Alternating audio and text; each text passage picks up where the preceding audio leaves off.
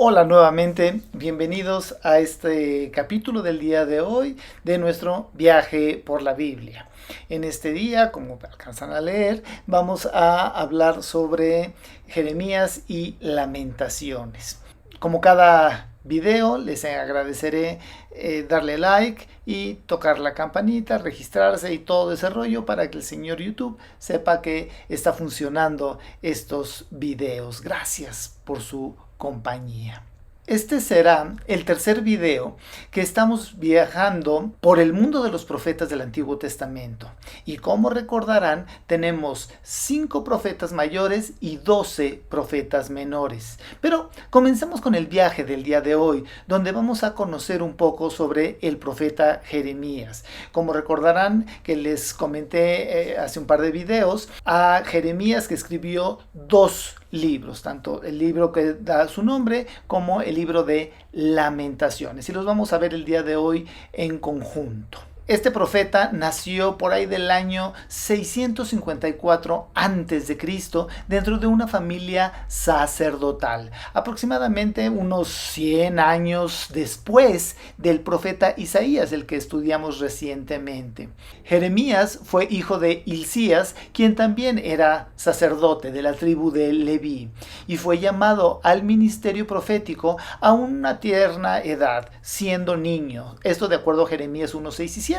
Aunque la expresión puede significar desde infante hasta un hombre de 20 años de edad. O sea que realmente no tenemos certeza de qué significa esto. El cuento es de que empezó muy temprano, muy joven. Posiblemente Jeremías tendría unos 20 años y su ministerio abarcó más o menos unos 40 años. Y durante todo ese largo tiempo tuvo que afrontar difíciles momentos.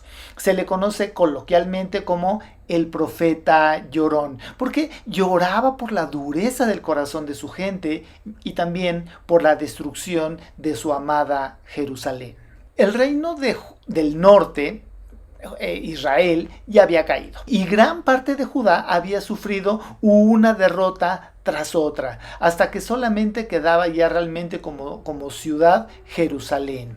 Pero Judá persistía en ignorar las repetidas amonestaciones de los profetas y se endurecía en su idolatría y en su maldad.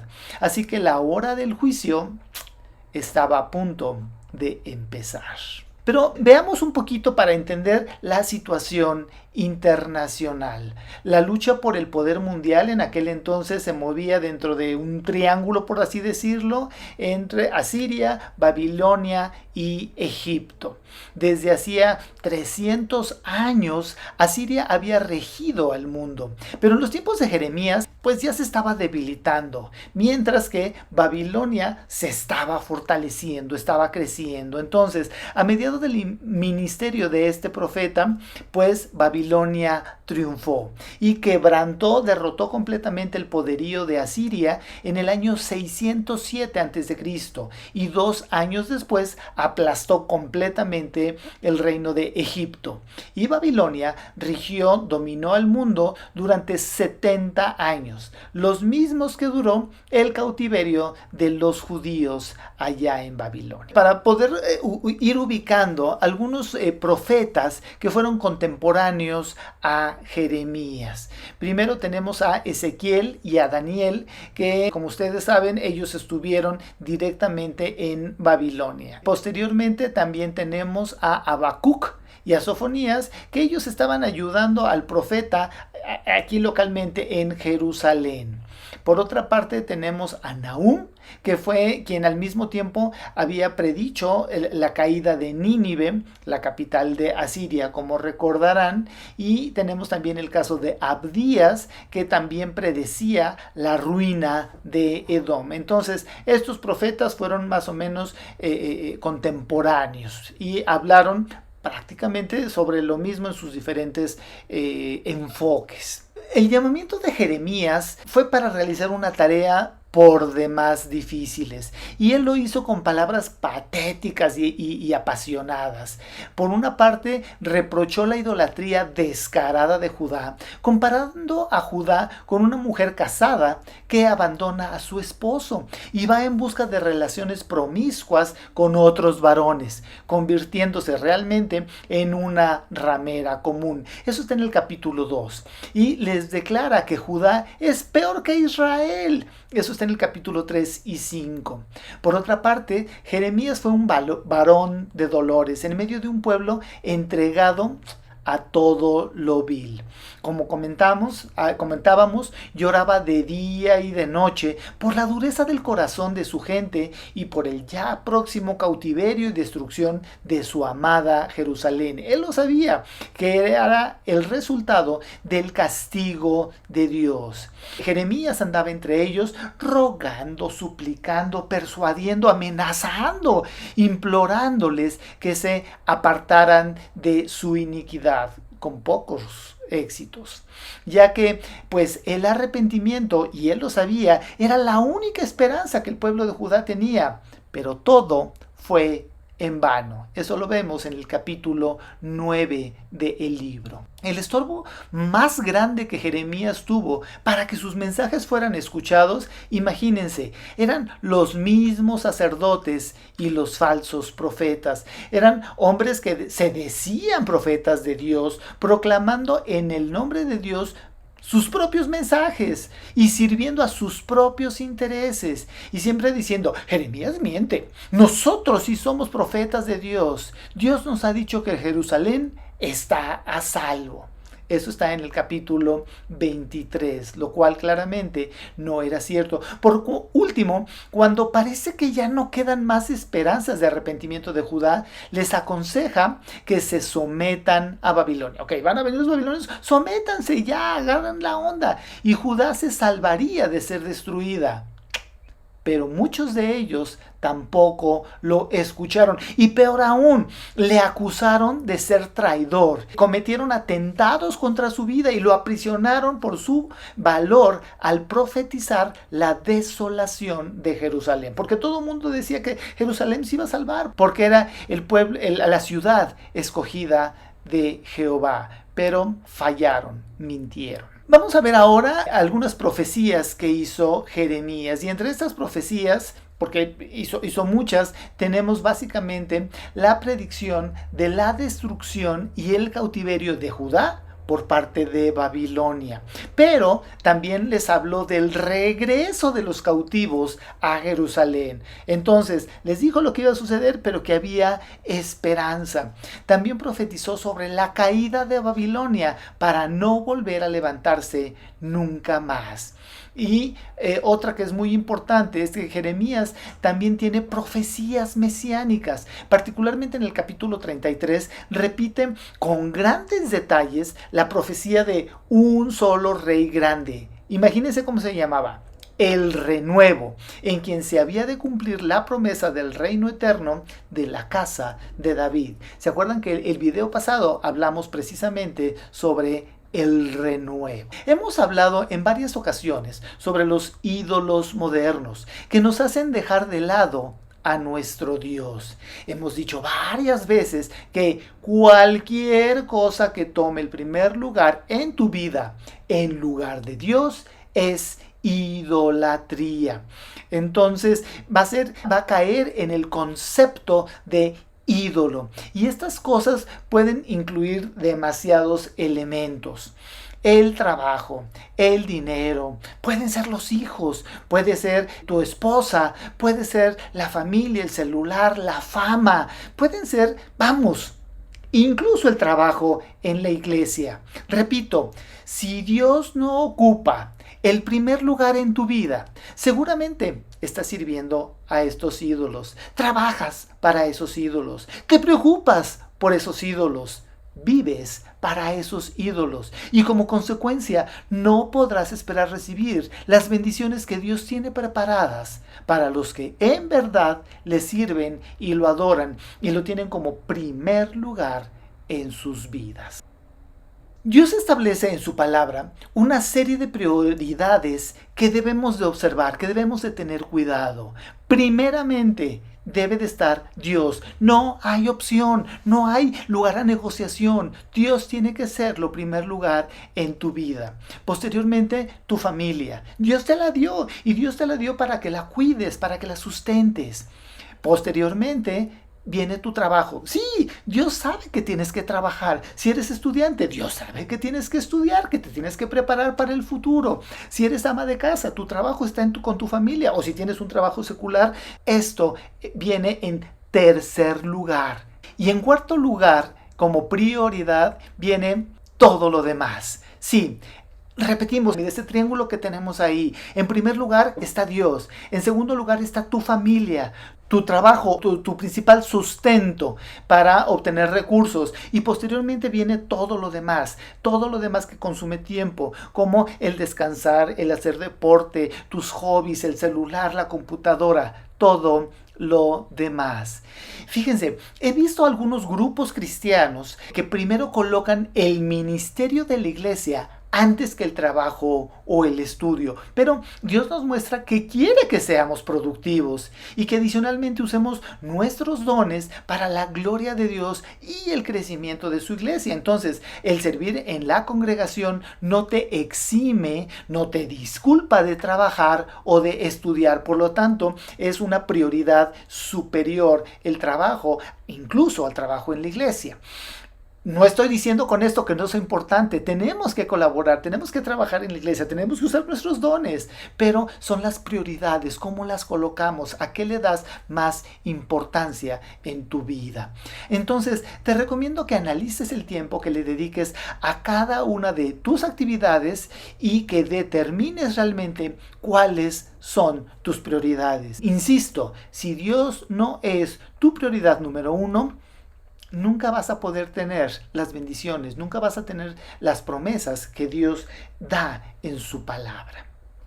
Pasemos ahora al libro de Lamentaciones. Lamentaciones era una endecha, o fue una endecha, sobre la desolación de Jerusalén. Y por endecha podemos entender una canción triste o de lamento. En la versión Septuaginta aparece este prefacio. Después que Israel fue llevado cautivo y quedó Jerusalén desierta, estaba sentado el profeta Jeremías llorando y endechó sobre Jerusalén con la siguiente lamentación, y suspirando con amargura de ánimo y dando alaridos dijo, y ya viene todo lo que escribió en el libro de Lamentaciones. El libro de Lamentaciones es una serie de 5 tristes lamentos sobre la destrucción, miseria y desolación de la ciudad amada de Jerusalén, que brotaron del corazón de Jeremías al ver su ciudad triste y definitivamente destruida. El objeto principal del libro fue enseñar a los judíos a reconocer la mano castigadora de Dios en sus calamidades y a volverse a Él con sincero arrepentimiento. En Jeremías 28:13 lamenta la ruina de la ciudad por cuya salvación se había esforzado con tanto esmero hasta el final. Y aquí algo importante es, Dios castigó a su pueblo. Entonces permitió que este reino extranjero viniera y desolara a su ciudad amada. Pero había un propósito: enseñar a su pueblo. Comparemos a Jeremías con el lamento de Jesús sobre Jerusalén. Vamos a comparar Lamentaciones 3, 31 y 32, donde dice: pues el Señor no abandona a nadie para siempre, aunque trae dolor. También muestra compasión debido a la grandeza de su amor inagotable, pues Él no se complace en herir a la gente o en causarles dolor. El Señor no nos desecha para siempre. Y aquí percibimos esperanza. Aquí percibimos que aún hay una oportunidad para recibir las misericordias del Señor. Y ahora veamos lo que Jesús dijo en Mateo 23, 37 y 38. Jerusalén, Jerusalén, que matas a los profetas y apedreas a los que te son enviados. ¿Cuántas veces quise juntar a tus hijos como la gallina junta sus polluelos debajo de las alas, y no quisiste? He aquí, vuestra casa os es dejada desierta. Y aquí Jesús estaba profetizando el castigo por no escuchar la profecía. El tiempo se estaba acabando y efectivamente en el año 70 después de Cristo, Roma vino, destruyó el templo, derribó las murallas y masacraron a todos sus habitantes. Si ustedes buscan en Lucas 19 del 41 al 44, este mismo párrafo es un poco más amplio. Pero amigos, aún hay tiempo. Hoy podemos alcanzar misericordia. Recuerda, Dios quiere ser el primero en tu vida y para ello debemos de dejar todo aquello que sea o parezca un ídolo. Hoy es momento de ponernos a cuentas con el Padre. Hoy es tiempo de reconocer que hemos mantenido ídolos modernos por mucho tiempo y que les hemos sacrificado tiempo, que les hemos sacrificado recursos. Pero primeramente debemos invitar a Jesús a venir a vivir en nuestro corazón para que Él sea el Señor de nuestras vidas. Luego debemos permitir que el Espíritu Santo tome control de tu mente y que tu deseo sea real y genuinamente buscar a Dios. Muchas veces primero queremos recibir cosas, no sé, salud, dinero, y luego tener una relación con Dios. Pero la Biblia nos enseña exactamente lo opuesto, nos enseña diferente. Primero es la relación con Dios y las demás cosas vienen por añadidura. Muy bien.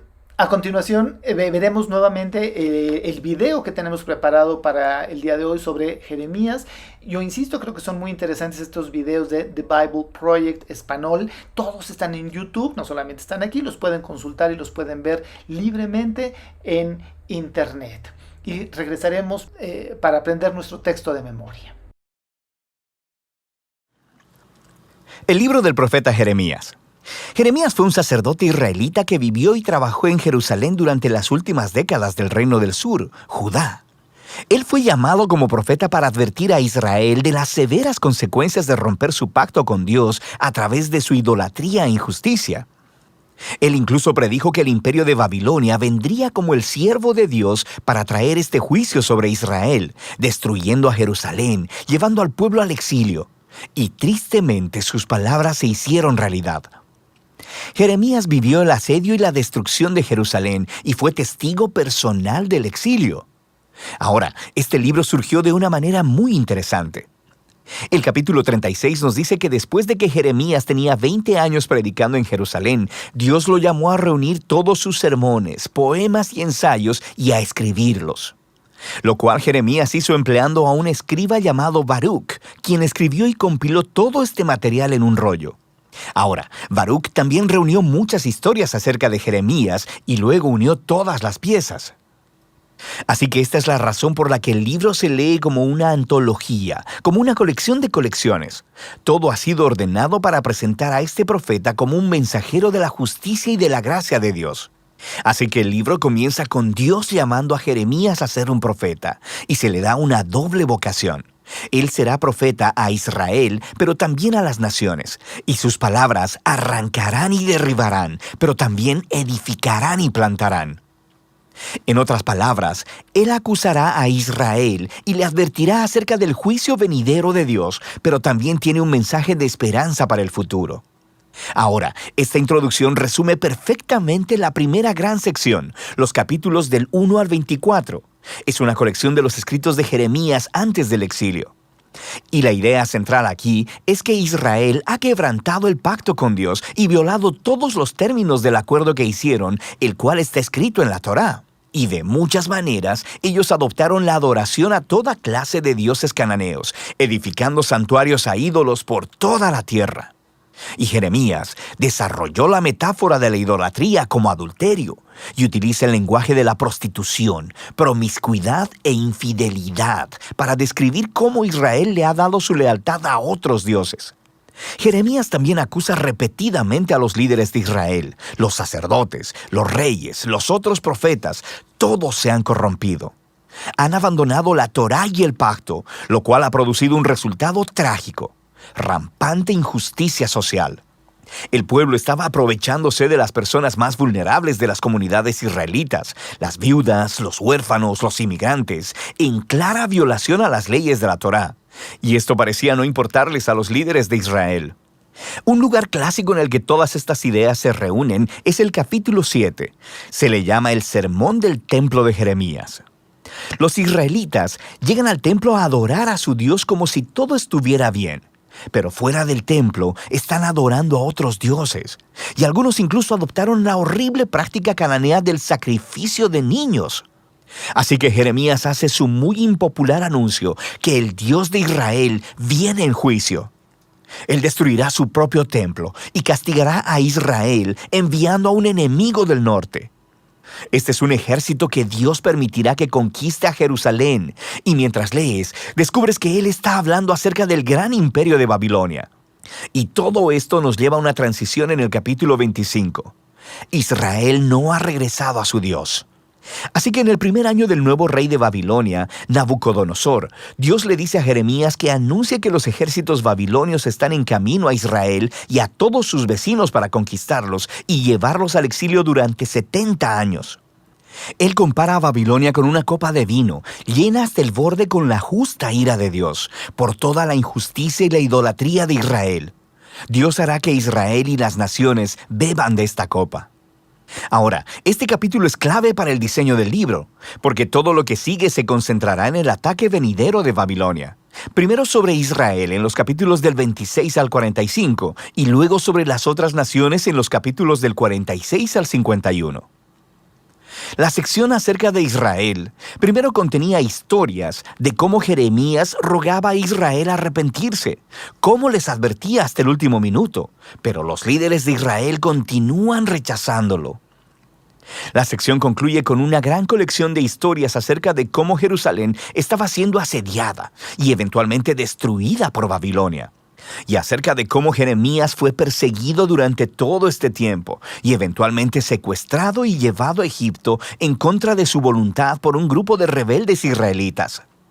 Ahora, justo aquí en el centro, en medio de todas estas oscuras historias de desastre y juicio, tenemos una colección de los mensajes de Jeremías para el futuro de Israel. Él retoma la predicción de Moisés, que después de que Israel hubiera quebrantado el pacto y llevado al exilio, lee Deuteronomio 30, Dios no abandonaría a su pueblo. Más bien, Él renovaría su pacto con ellos y transformaría sus corazones. Jeremías desarrolla esta promesa y dice que Dios un día escribiría las leyes de la Torá, no en piedra, sino en los corazones de su pueblo.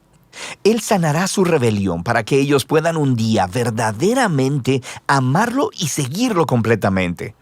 Así que un día Israel regresará de vuelta a la tierra y el Mesías del linaje de David vendrá.